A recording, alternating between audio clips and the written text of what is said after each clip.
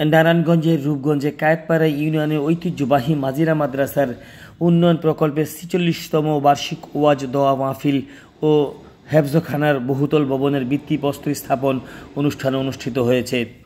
শুক্রবার রাতে ২ দিনব্যাপী মাদ্রাসা মাঠে এই ওয়াজ ও দোয়া মাহফিল অনুষ্ঠিত হয়। রূপগঞ্জ থানা বিএনপির সহসভাপতি নুরনবী ভূঁইয়ার সঞ্চালনায় অধ্যাপক আলহাজ ডক্টর আবু ফয়েজ মোহাম্মদ আসলামের সভাপতিত্বে প্রধান অতিথি হিসেবে উপস্থিত ছিলেন রূপগঞ্জ থানা বিএনপির সাবেক সাধারণ সম্পাদক ও কায়েতপাড়া ইউনিয়ন পরিষদের সাবেক চেয়ারম্যান আলহাজ নুরুজ্জামান খান। বিশেষ অতিথির বক্তব্য রাখেন কায়েতপাড়া ইউনিয়ন বিএনপির সভাপতি হাজী সেলিম আহমেদ, সাধারণ সম্পাদক গুলজার হোসেন, বিএনপি নেতা আফতাব উদ্দিন, কায়েতপাড়া ইউনিয়ন যুবদলের সাধারণ সম্পাদক মামুন মিয়া, এশিয়ান টেলিভিশনের সিনিয়র সাংবাদিক শহীদুল্লাহ গাজী প্রমুখ। মাহফিলে প্রধান বক্তা হিসেবে ওয়াজ করেন আলহাজ হযরত মাওলানা ইলিয়াস হুসাইন জিহাদি, মুফতি ইমদাদুল্লাহ হাশেমি।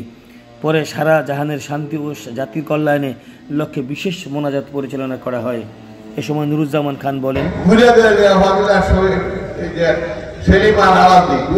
আমাকে কিনেছে ওনারা আমাকে চয়েস করেছেন যেমন চেয়ারম্যান দাঁড়াবে সেলিমার অ্যাড্রেসে ছিল নামদুদের দাঁড়াবে না নুরুজ্জামান দাঁড়াবে।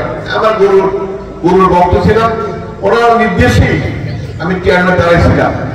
যাই না তোমাকে এমনি করছি যারা সত্যি আমি তো অপরাধ করি নাই, যে অপরাধ করেছে আমার রাস্তা মাফ করে দিলেন। আপনার ১৬ বছর পরে এখানে আগে ১৬ বছর আগে আমরা যেদিন কোনো অনুষ্ঠান হইতো আমি কমপক্ষে দাওয়াত পাইতাম।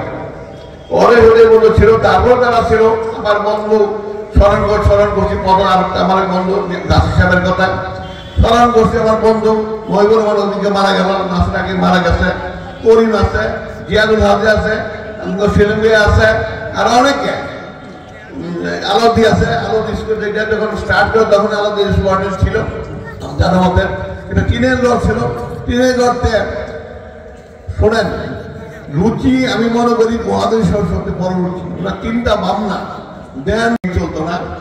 সুপার হইলে আপনার কথা মনে হইত, আপনার ভালোবাসা, আপনার আদর সোয়া, এই স্মৃতিগুলি আমি মোটেই বলতে পারি না।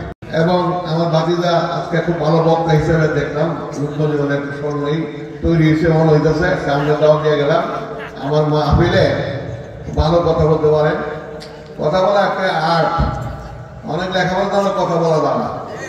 উনি ইসলাম সম্বন্ধে এবং তফসির কোরআনের একটা কথা বলছে যে আমি আলোচনা কোরআনের তফসির সম্বন্ধে অ্যাকচুয়ালি অনেক কিন্তু আমরা ওই যে ইসলামী ইতিহাস করে শেষ করে দেয়, তফসিল আর করে না, সমান নষ্ট করে না। আজকে যে প্রধান বক্তার রইল যে তফসিলে আলাদা আলোচনা করবেন।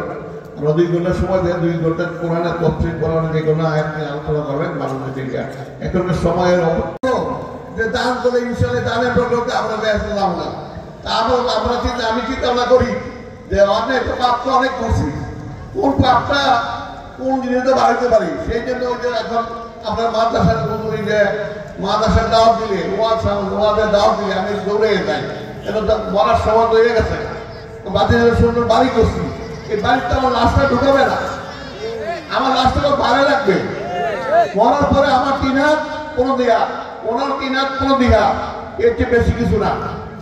একটা রিক্সাওয়ালা যদি 1 টাকা 100 টাকা দান করে, 10 টাকা দান করে, আমি যদি 1 কোটি দান করি তাহলে তার দানের সমান আমার হবে না। এই লোকগুলি এই পর্যন্ত আমার বাতিলরা যখন মাদ্রাসা করতেছে আজ পর্যন্ত একদিনের কোরআন না পড়িয়া উনি ঘুমান নাই। আমরা অনেকেই কোরআন জানিও না, অনেকে পড়িও নাই, অনেকে পড়িও না।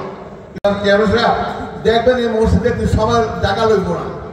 এই কায়েতপাড়া ইউনিয়নের সবচেয়ে বড় মসজিদ হলো এই মাদ্রাসা মসজিদ। উনি করে গিয়েছেন। তারপর আজকে অনেক জায়গা দান করছেন, তারা অনেকে জায়গা দান করছেন, তাদেরও আল্লাহ তারা মারা গেছেন, তাদের জন্য আল্লাহ এই আপনারা দোয়া করবেন, তারা যেন এই দানের সওয়াব থেকেও পায়, তারা জান্নাতবাসী হয়। দেখেন এই হুজুর সাহেবদের কথা 2টা কথা না বললেই হয় না। ওনারা সব কর্ম কইরা ওনার মানুষ করতেছেন। সেই জন্য তারা গরিব বলতে কিছু নাই। ইসলামের জাকাত সিস্টেম একটা আছে, যে জাকাত যদি ঠিক মতো আমরা দেই, ইসলামের যা কোনো ইসলামের মুসলমান গরিব থাকতে পারে না।